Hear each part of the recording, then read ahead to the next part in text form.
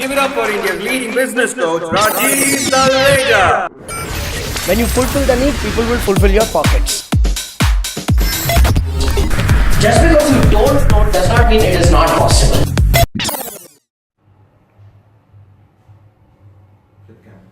Okay guys, so we're going to get started with our Facebook Live in the next 3 minutes. Like I said, this is my first Facebook Live chat, and my intention of doing this is to make sure that I can support as many business owners to scale their business, because one of the things that I'm extremely passionate about is helping small and medium business owners build a business which can grow without them. Now, we're going to wait for a lot more people to join in, so I'm now going to begin with the topic of today. The topic of today is to look at what are those 3 mistakes that most small and medium business owners make that stops them from making money. So we're going to wait for people to join in, and I'm going to teach you something today about those 3 mistakes, and then answer as many questions that I can. And like I said, that we're going to make this Facebook Live a fortnightly affair where I'm going to come on live and answer as many questions that I can. So make sure you collate your questions, and let's get started in the next couple of minutes. So one of the things that I wanted to share with you today before we get started with the topic of today's Facebook Live chat is that most small and medium business owners who I work with, who I interact with, face one big challenge. The challenge they face is that they're constantly stuck in firefighting. They're busy doing everything in their business. And according to me, this is where most of their problems start, where over a period of time, they get so sucked into firefighting that they're not able to think of scaling up their business, and then they remain small.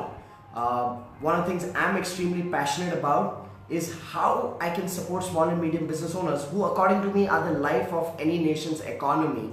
How can I support them to break through this trap of firefighting and help them build a business which can grow without them? So that's largely what I do as a business coach, and today we work in 5 different countries. We work across India and across Southeast Asia, and we work with more than 500 entrepreneurs at any given point in time. The idea is that we handhold them at a one-to-one level to be able to support them in scaling their business. Apart from that, I do a lot of seminars and events and support entrepreneurs as well. So that's why one of the things that I decided to do is use the power of social media to reach out to as many business owners and add as much value as I can. So if you're excited to be a part of this series, then give me a thumbs up so I know that we should continue this work of sharing our insights and knowledge as we work with so many entrepreneurs and support more entrepreneurs through this medium of Facebook. So I'm going to wait for a couple of minutes more before we get started with today's topic. Again, today's topic is what are those 3 mistakes that small and medium business owners make that stop them from making money in their business. It's a topic that's relevant to many business owners. It's a topic that's close to my heart because as a small and medium business owner myself, for the first 8 years, I did not make any money. And I always share this with people that, you know what, most small and medium business owners suffer from a disease which is called business owner's curse, where everybody around you thinks you're making a lot of money, but you know the truth that you're actually not making money. And I lived that life for the first 8 years as an entrepreneur until I realized that I was living this life. I was just going with the flow, thinking positive, feeling that someday, somehow life will turn around, and nothing worked out. And it was after 8 years where I decided to shift my path and actually see things for the way they are. That's when I actually started taking charge and making changes in my business, and today I've been able to scale up my businesses, and I run 4 ventures currently which are growing without me, because that's my first priority when I started building a business. So I intend to share that insight and support as many business owners as I can. So look forward to this live chat today with each and every one of you. We're going to be getting started with the topic in just 1 minute. So let's wait for more people to come in. And if you're already live, here's one thing I'm going to recommend. Do a share of the live, because you will be able to spread this message to other entrepreneurs on your timeline as well. So I think we're good to get started now. So here's what we're going to be doing. I want each and every one of you who are watching this live just to quickly tell me what business you are in so that I get an insight of what is the kind of audience we have here, and then we build it from there on what can you do to avoid making those 3 mistakes that most small and medium business owners make. So if you're live, type out the name of your business. So I have Seema here. Hi Seema. We have Chetan. Okay, Monisha. Okay, great. All right. So let's get started.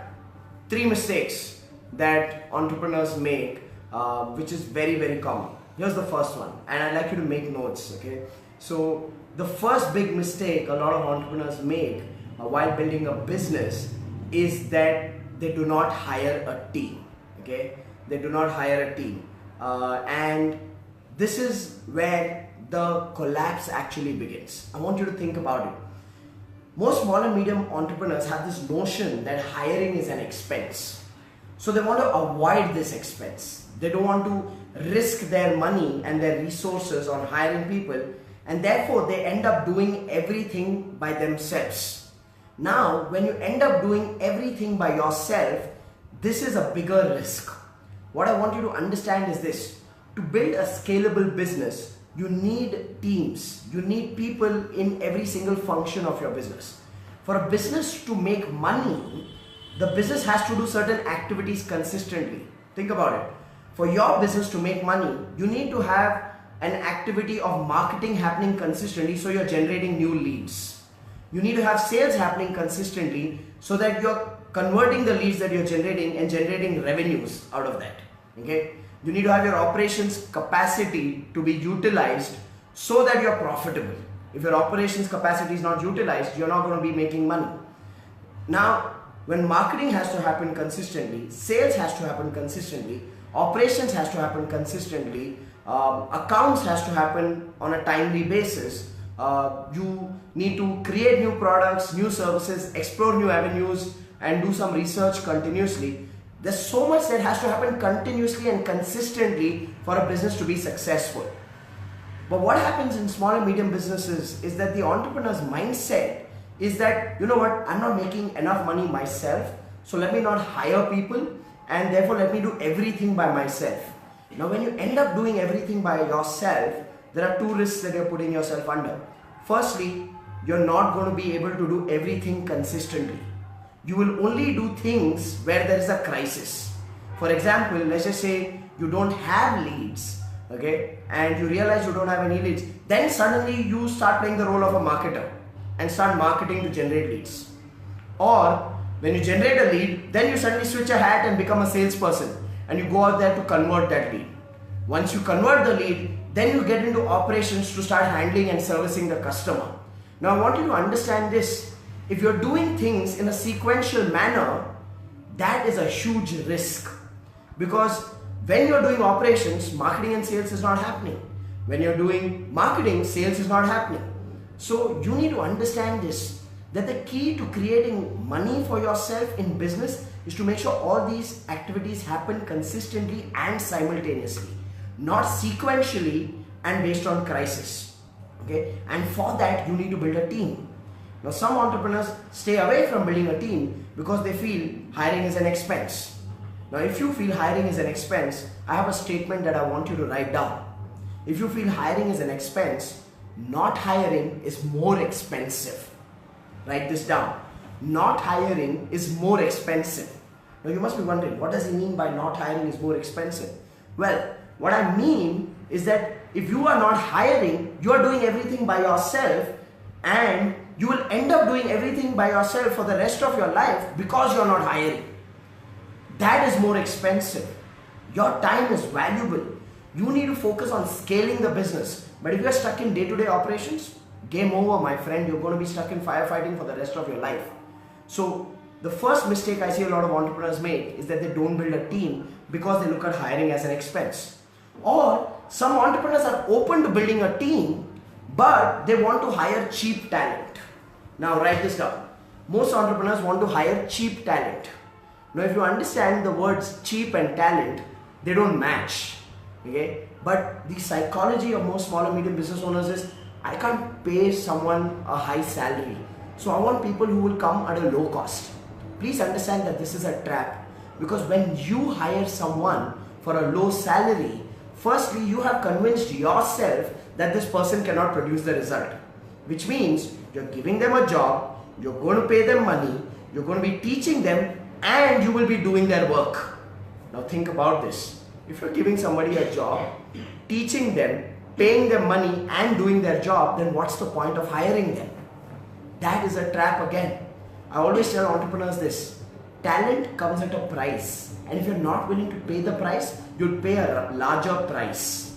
Okay? You'll pay the larger price of being stuck at the same level and being involved in everything in your business. So that's the second part to the first mistake of not building a team. Okay?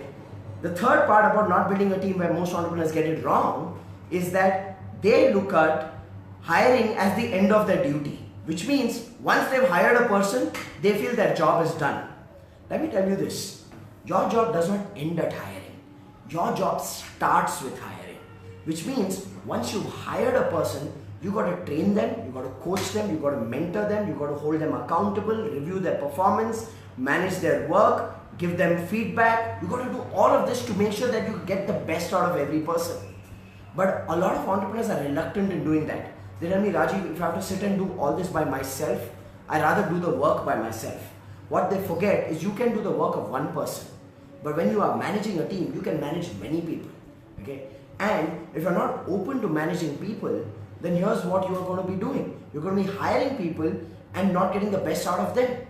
And if you're expecting them to do the job just because you hired them, then you haven't understood business. Okay? So let me tell you a secret. Come closer. Come closer. Let me tell you a secret. Here's the secret. If you are expecting people to do the work just because you hired them, then please understand this. If they could do the work just by the fact that you've hired them, then they could have started their own business. The fact that they've taken up a job is because they need somebody to manage them. So your job does not end at hiring. Your job starts after you've hired. So the first mistake that most entrepreneurs make is that they don't build a team. And I've given you multiple mistakes they make under not building a team. First one, looking at hiring as an expense. Second one, looking for cheap talent. And third, looking at my job is done once I have hired a person. These are three big mistakes which stop people from building a high performance team. And when they don't build a team, they end up doing everything by themselves and land up in this trap called self-employment. According to me, self-employment is the worst way of doing business. Because think about it. You are giving yourself employment, but you don't pay yourself consistently. That's the big risk you run into. So avoid the trap of self-employment and build a business. And to build a business, you got to build a team. So that's the first mistake to avoid. Then let's look at the second mistake. Okay, let's look at the second mistake to avoid while building a business and making money. The second mistake to avoid is a lot of people in their business, they rely on what I call karma marketing. Yes, you heard me right. I said karma marketing, which means when I meet a lot of small and medium business owners, I ask them, hey, how do you generate new customers? Where do you get your new customers from? And most of them answer to me with this answer saying, oh, I get new customers through word of mouth. And then they smile, almost as though that word of mouth is a huge achievement. Now let me tell you this. Word of mouth showcases that the work that you do is credible, and that's why people are willing to trust you and recommend you to others. However, word of mouth is not a great strategy for you to adopt in your business, because it's not even a strategy. It's luck by chance, which means you are expecting someone somewhere to refer your products and services to somebody else who's seeking your products and services. Now, this is purely a matter of luck, because you cannot control the number of leads you will generate through word of mouth marketing in a weekly basis or on a monthly basis. So think about it. Word of mouth is not even marketing. You're just being reactive and you're waiting for leads to come to you. And this is where a lot of people don't make money, because their financials are then inconsistent, because they don't have control on generating a certain set of or certain number of consistent leads in a week or in a month in their business. So whenever the lead comes and they're able to convert the lead into a sale, then their money chart goes up. And when there are no leads, the money comes down, and all they can do is hope, wish and pray. Now, by now you should have realized Hoping, wishing and praying is not a business strategy. Okay? It's a strategy of being lazy. That's what it is. So I want you to understand this. The second reason why most entrepreneurs do not make enough money in their business is because they are not marketing proactively. They are extremely reactive and they are only servicing the leads that come out of word of mouth referrals. Word of mouth is not a marketing strategy. So I want you to get that and avoid this mistake. You need to market proactively. You need to go out there and make sure that people know that you exist. You need to go out there and make sure that you add value to your target customer through your message so your target customer gets attracted to you. That is marketing. Waiting, hoping and wishing is not marketing. So that's the second big mistake to avoid while you're building a business so that you make enough money. You know, the biggest challenge I see for most entrepreneurs is that their money comes in very inconsistently. Suddenly there's a spike, then there's a fall. Then there's a spike, then there's a fall. And most entrepreneurs accept this as a way of life. They feel, yeah, this is natural, I'm used to this happens to me for years, this happens to all my other entrepreneur friends. Well, you have the wrong role models. Okay? This happens to people who are not marketing consistently. So the second mistake to avoid is to market consistently and market proactively. That's the second big mistake that you need to avoid. Do not rely on word of mouth strategy. Then let's come to the third mistake. Okay, here's the third big mistake that I see small and medium business owners make, and this may probably shake the roots of some of you. Okay, so I've told you already, the first mistake that stops entrepreneurs from making money in their business is not building a team wherein they end up doing everything by themselves. The second mistake is not marketing proactively, where they rely on word of mouth marketing, which is nothing but karma marketing, which means if your karma is great, you get leads. If your karma is not great, then all you can do is hope, wish and pray. Now let's come to the third mistake. The third mistake that stops entrepreneurs from making money in their business is this. Most entrepreneurs play the game of business for survival. Let me repeat that. Most entrepreneurs play the game of business for survival, which means for most entrepreneurs, here's the priority. The priority is to make sure that they make enough money to pay their rents on time, their salaries on time, their credit card bills on time, their EMIs on time, and take some money back home. Now I want you to think about it. This is playing for survival, where all you want is make sure that you break even for the month. In fact, I hear a lot of small and medium business owners say this to me. They say, Rajiv, this month was great. I asked them why. They said, this month I could pay salaries on time, I could pay my rents on time, I could clear all my dues on time, so this month was great. Now I want you to think about it. None of us as business owners started our business with this vision saying, you know what, I want to start a business where I pay salaries on time and my credit card bills on time. If I'm able to do that, I am sorted. Nobody starts their business that way. But we start accepting this compromised reality as a way of life because we start playing the game for monthly survival. And I really want you to understand this. When you play the game for monthly survival, you always play the role of an opportunist in your business, which means you will do anything that gives you the money. You will not build your company, you will not build your business, you will not build your teams. You will just run behind opportunities to make sure that you have enough money coming in. And guess what? An opportunistic way of building a business does not really help you make a lot of money. In fact, let me go one step further and tell you the truth. Business is not for income generation. Business is not for income generation. Business is for wealth creation. I want all of you to write this down because you got to remember these things. Business is not for income generation. Business is for wealth creation. If you want to generate an income, then you should be in a job. Because for you as an entrepreneur, for your hard work, your work ethic, your skills, your knowledge, your capability, anybody would be willing to pay you a six-figure income on a month-to-month basis. So if you want to generate monthly income, be in a job. Business as a vehicle has not been designed to generate monthly income. It's a vehicle for wealth creation, which means you got to create something so profitable and so scalable that money is never a challenge for you.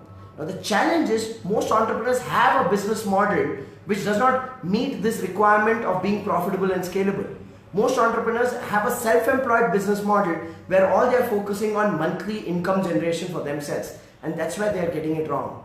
That's like playing the wrong sport, okay? Or that's like driving a Ferrari car at 20 kilometers per hour. Well, you can't do that. you are doing injustice to your business by not focusing on wealth creation and just focusing on month-to-month survival. Think about it. For us to be able to create genuine wealth, we need to build a scalable business. For us to create a scalable business, we need to have a product or service that can help a lot of people. We need to make sure that we are marketing and making sure our message reaches a lot of people. We need to make sure that we have a huge team that can service and reach out to as many people as possible. But if it is you doing everything by yourself, then you're not even playing the game for wealth creation. You're not even playing the game for scaling up your business. Okay? So I really want you to use this video chat today with you to reflect, are you playing the game for wealth creation or are you playing the game for month-to-month break-even? Okay? Now, I see Nupur's question coming up there. I'm afraid of building a team because people may learn and leave. How can I scale up? Well, let me tell you something, Nupur. And this is to everybody who's afraid of building a team because people may learn and leave. People will always leave. In today's times, marriages don't last. Don't expect your employees to last. Okay? That era where somebody would join your business and serve till they retire from that business, that era is gone. In today's world, if somebody is working with you for 3 to 4 years and they are adding value to you and you are adding value back to them, that's a great enough team.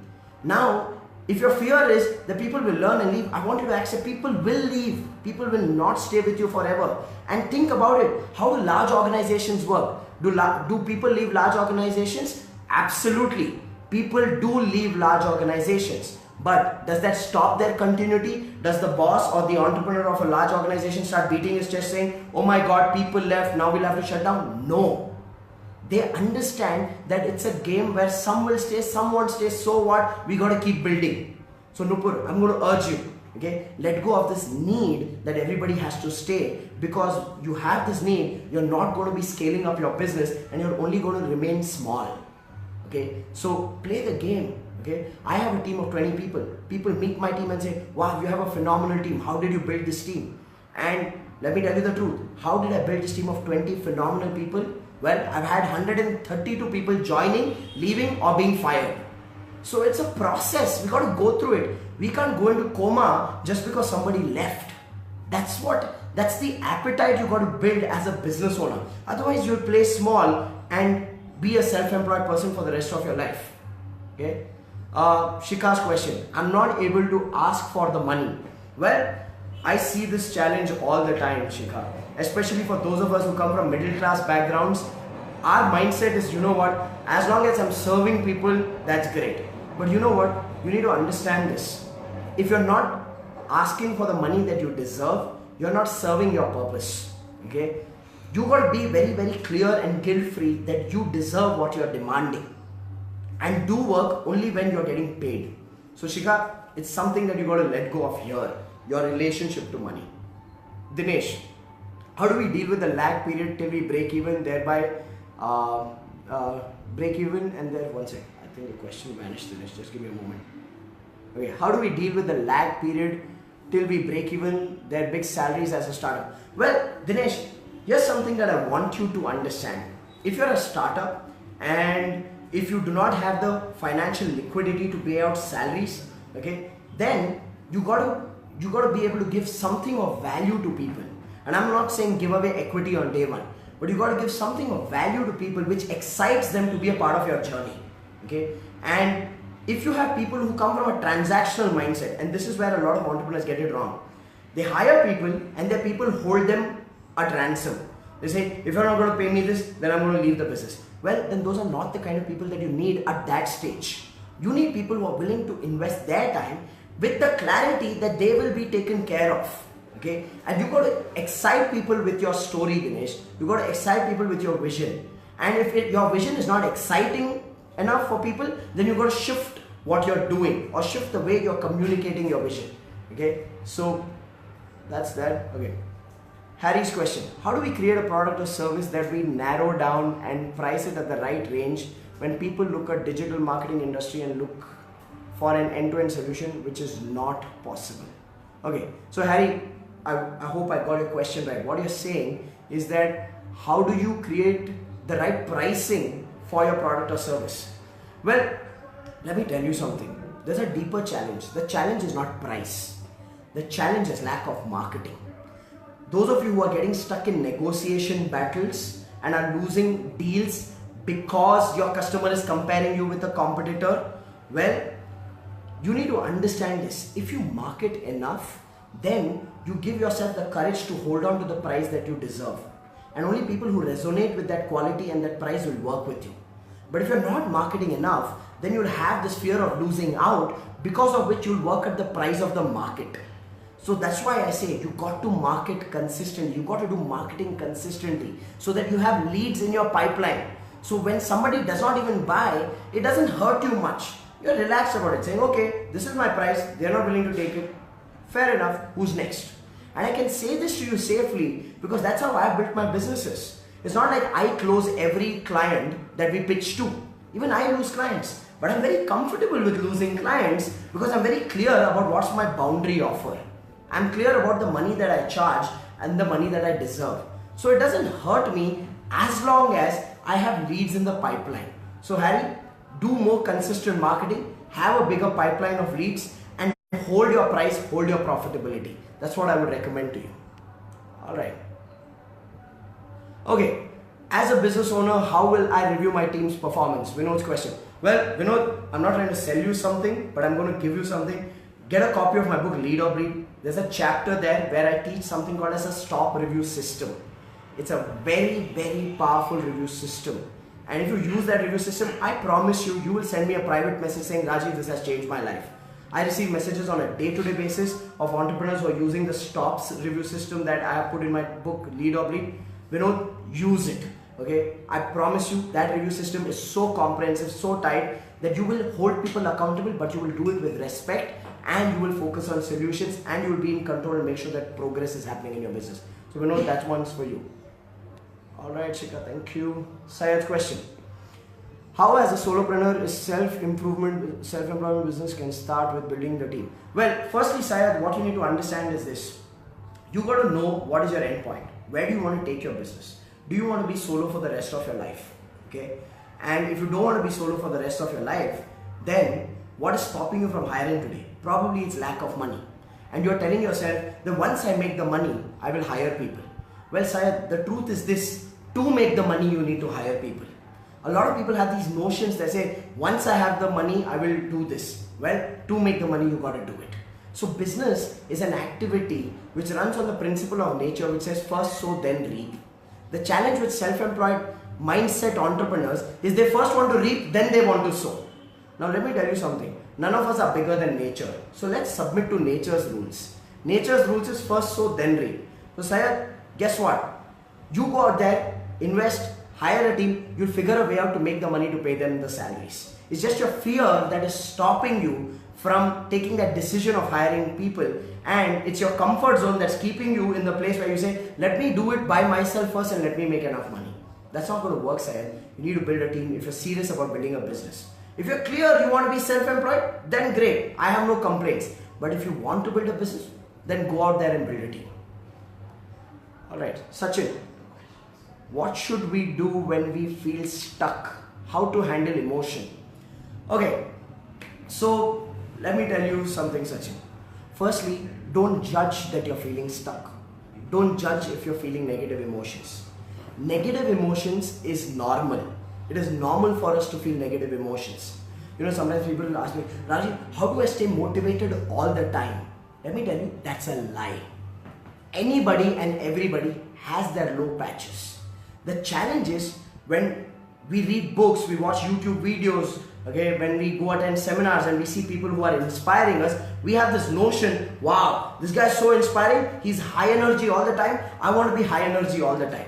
Well, the truth is this, even the guy who's doing the seminar or who's authored that book or is doing that YouTube videos has low patches. It's just that he does not confess it on camera. The only thing is this, understand it's normal and natural to feel negative emotions, to feel low. Do not judge it. Don't start questioning yourself saying, oh my God, why am I feeling such emotions? It's wrong for me to feel such emotions. It means I'm not good enough. Stop judging yourself. When you feel a negative emotion, just be aware and let it pass and take the next step. The best way to overcome negative emotion is to take the next step. The power of action is not even something that we understand. We underestimate the power of action. But when you take the next step, well, the emotion shifts. Because emotion, when you set yourself in motion, it changes. So take the next step, Sachin. Michael, I'm a chartered accountant. My customer always wants to talk to me only. How do I scale up? Michael, thank you for asking that question. I get that question asked all day long. I have people who are chartered accountants, lawyers, doctors, trainers, coaches, interior designers, architects, photographers, all of these people who are providing professional services. They feel stuck that, you know what, I am a chartered accountant, I am a lawyer, I am a trainer. My business is a services business. My business runs on my face value. The customer wants me all the time. Well, that's a lie you've spoken to yourself, my friend. Because think about it. There are many people who've built a very scalable chartered accountancy practice, which means they're doing something that you are not doing. The head of big chartered accountancy firms don't themselves personally attend every single client. So there is a way, is all I'm saying. Okay. Now what is that way? Well, that way is to build teams, build systems so that the quality of output and quality of interaction that your customer has is high. And if the customer is getting high quality interaction, I don't think they're going to be missing you too much. The second thing is you can't do this overnight. You got to transition it, which means you got to have your team members shadow you. You got to make sure that your customer gets familiar with your team members. So you got to do this as a step-by-step transition process. Now, while a lot of you may not intellectually do this saying, yeah, it makes sense, the reality is not many people execute this. They just close themselves to the idea of transitioning and they say, you know what, I'll only do it myself. In action, they don't involve their team members. So Michael, make sure that your team members are shadowing you. Make sure that you're building the comfort level between your team and your customer, and then you hand it over to that team member and you play a bird's eye view and just review the work and just take feedback from the customer and keep building the relationship. That's how you'll be able to transition it out. All right. What else? So, okay, the idea was to do this till 8:30 p.m. But you know what? There are a lot of questions. So I'm going to stay here for another 5 minutes and answer as many questions. And if I have not answered your question, don't be disappointed. I will make sure that I go through all the questions that have come in the chat box and I reply to them one after the other. And you can always tune into my next Facebook live chat, which will happen a couple of weeks from now. We'll share that information with you. And if you find this useful, make sure you're there on the next one and you're letting your other entrepreneur friends know as well that, hey, you know what, we should be on this live chat because our questions get answered. So let me take some more questions for the next 4 to 5 minutes. Arunagiri, when we are ready, build a team, we have to see on cash flow or prepare certain budget to build small team no matter not making profit. Well, definitely you got to do your mathematics, Arunagiri. There's no two ways about it. But let me tell you something. When you want to build a team, you will never have the money in hand. That's just the way nature works. When you want something, you don't have the resources to accomplish it. That's nature's way of testing you. That are you truly committed to it? Which means what you need is not a budget, but a plan. What do I mean by a plan? When you're hiring someone, you got to be clear in how much time will this person produce a result, which means how much holding capacity do you need to have. Secondly, you got to hire the right people. The mistake I see people make is they don't hire people who can bring more money. They hire people who will only consume the money, which means if you're hiring an accountant, okay, well, that's not the right role to hire for first. You can outsource your accounting if you're spending too much time because you don't have 8 hours of work for a full-time accountant. So don't hire an accountant and block your money and burn in your heart saying, you know what, I'm paying this guy but he does not have enough work. So you need to hire for roles where people can bring money.